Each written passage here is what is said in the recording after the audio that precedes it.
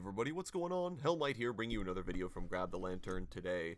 I know it's been quite a while since my last upload, have been dealing with some personal things, but hopefully we are back and hopefully we will be back on schedule going forward. I know I've said that before, but let's see if this time it sticks.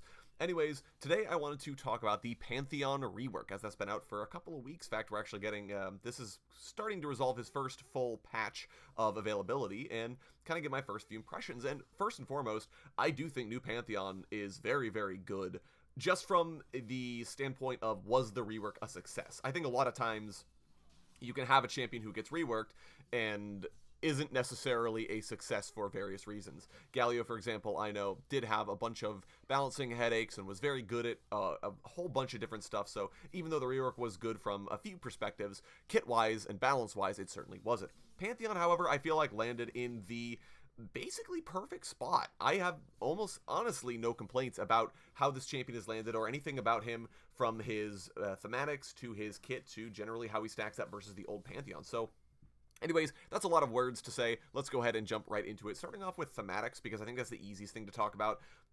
Honestly, New Pantheon hits it out of the park. I think that this is sort of the perfect way for Riot to balance out the sort of celestial god Pantheon that they've been hinting at and talking about since his original retcon, where the Pantheon was this god that sort of commandeered Atreus' body and then used it to basically be a vessel for itself.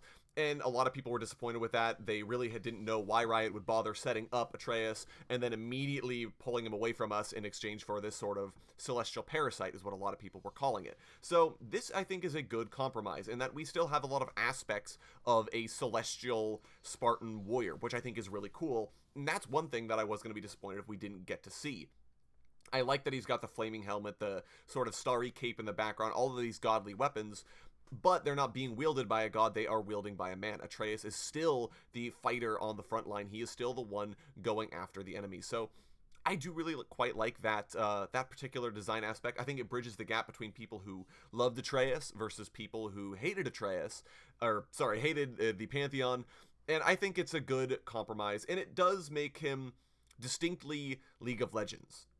I think a big disadvantage that a lot of times you have in, especially older League of Legends characters, is they don't feel like they belong to League of Legends in particular. Old Pantheon very much so has splash art that didn't make him feel like he belonged to League of Legends. If you saw it, you weren't thinking, oh, where's he from? You don't even know that that's a character. You just think that's art somebody did of a Spartan warrior dude. So I do quite like that they've taken Pantheon and they've changed him from a very generic character into a character that very much so feels like he belongs in League of Legends and belongs with League of Legends. Anyways, that's a lot of babble. Let's go ahead and talk about his kit, because I know that's why most of you guys are here. First and foremost, I think that Pantheon's kit feels more like a transposition than a complete rework, in the same vein that, like, Kael's kit, for example, doesn't feel that altogether different from her previous kit. Sure, all the buttons do different things for the most part and have various tweaks, but it still feels the same. Her W is still a heal, her E is still the auto attack increase, her Q is still magic damage to an enemy. There's a lot about it that felt very similar, and Pantheon's kit is the same. Your buttons all still pretty much do exactly what you sort of want them to do. You have AoE damage in front of you with the E, you have the Q, the spear shot, you have the shield vault. There's a lot about that that's very similar. However, it's in the differences that I think really make Pantheon stand out and feel like a better champion to play as and to play against. And first and foremost, that's because he can't spear shot you to death anymore. Targeted harass was not any fun to play against top lane, because essentially it wasn't even you versus Pantheon. It was you versus Pantheon's mana pool. And if you outlasted his mana pool and didn't have to leave lane, congratulations, you won, because there's nothing Pantheon can do now. Whereas if you couldn't, well, nothing was going to change. You're going to recall, you're going to come back, he's just going to have more mana because he can recall, go back, and then just continually spear shot you to death. So the fact that it's now a skill shot means the Pantheon has to land it, but more importantly, there's a significant amount of fall-off damage on it. So even if an enemy hides themselves in their wave, you can still hit them for sure, but you're not going to get very much damage. Now, this does a couple of things. I think it still allows Pantheon to have the ability to wear down an opponent with a spear from range if he's able to catch you outside of your minion wave, but at the same time, it doesn't just mean that he gets to targetedly do it, or even just if he's consistently hitting spear shots, still be able to wear you out of lane. If you're in your minion wave the whole time, there's not a lot Pantheon will really be able to do. And that's sort of the crux of his new kit, is that Pantheon is very much so a champion that is now about picking his openings and finding an opportunity to go in. And a lot of that does have to do with his new passive. The fact that he has to kind of stack up to 5 stacks, and then he gets 1 empowered ability, but the next time he casts an ability, he doesn't have the option of, you know, picking which one it was. Maybe he ends up with the ability he doesn't want, because the question is, well, I want empowered Q for more damage, but I need to cast my W in order to close the gap. There's a bit of tension there that I do quite like, but Pantheon is at least given the flexibility to say where he wants to use his empowered ability and when he wants to pick his all-in. And I think he does have a reasonably good all-in. Obviously, everyone knows about the empowered Shield Vault combo, immediately proccing PTA off of the triple attack, or stacking up Conqueror, and really allowing Pantheon to thrive in these fights.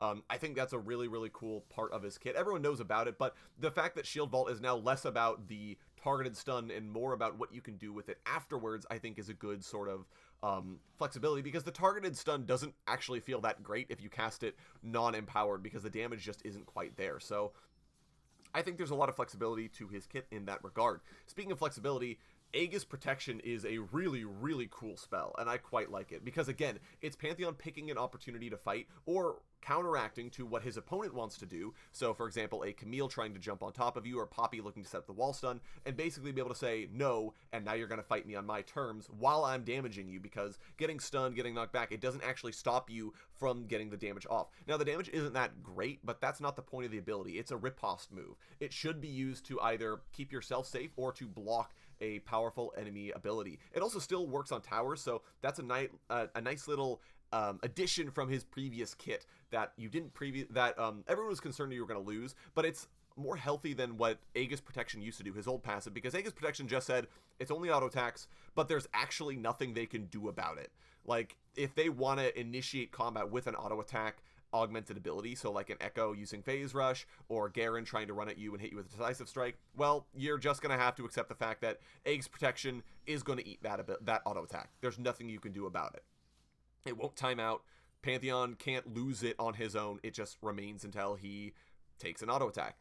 So this feels better because you can walk behind him. He is slowed while doing this, so if he positions his shield poorly, an enemy can just get behind him and do a bunch of damage to him for free. Obviously, Pantheon can't end the ability early, but he misses out on a lot of its value if he does that. There's a bunch of flexibility there that I'm a big fan of.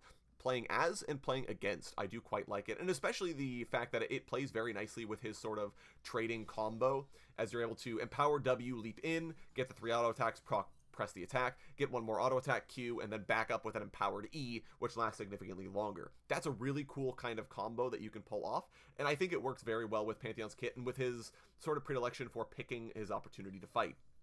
And talking about all that, his playstyle doesn't really seem to have changed that much. He doesn't have very good scaling, but Pantheon never had good scaling. He was always an early game bully. His whole goal was basically to beat you up as much as possible in the early game and make it so that the enemy top laner was not having a good time. Like, that was sort of his reason for existence, and in that regard, he shouldn't scale well, in the same vein that no one expects Renekton to scale well because he's so good in lane.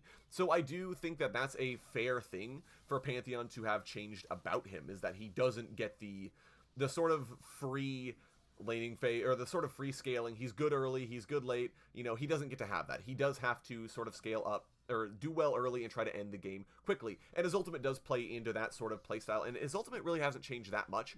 I do think that there's a bigger gap between good Pantheon players and great Pantheon players now, and that great Pantheons will be able to land their ult exactly where they want it to be. They'll be able to get their ultimate exactly on top of the enemy they want to land on, and that's where he's going to be doing most of his damage, is being able to get directly on top of someone and then go for the dunk, because he gets his passive proc immediately after casting his ult, so he's able to go for the shield bash, get the press the attack proc or the conqueror stacks, do a bunch of damage, and it's great.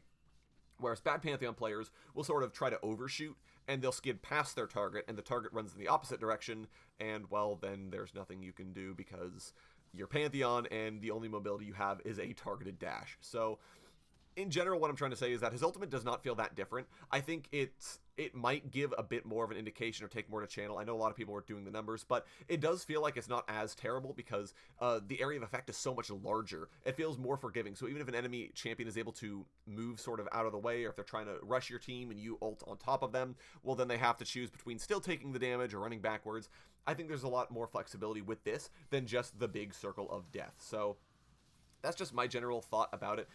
You'll have to let me know if you play Pantheon, how you feel about the new ultimate. But the rest of his kit, I think, is really solid. I think he exists in a sort of good niche in the game. Now, the problem is that there are so many champions in the game right now that just annihilate you top lane and do so better than Pantheon. I think that's the biggest problem you have with this character. But to be fair, a lot of those characters don't also have global pressure. If Pantheon has the ability to sort of say, yeah, I'll beat up your top laner twice, then I'm going to ult mid and beat up your mid laner, and then I'm going to teleport bot lane and beat up your bot lane, and he has that sort of flexibility that a lot of the other sort of beat 'em up top laners, the sort of top laners that want to dominate lane, so like Darius or Renekton, they don't have that level of flexibility to really exert their pressure over the rest of the map. So I think he's in a good spot. I don't know that he needs buffs. I don't think he needs nerfs.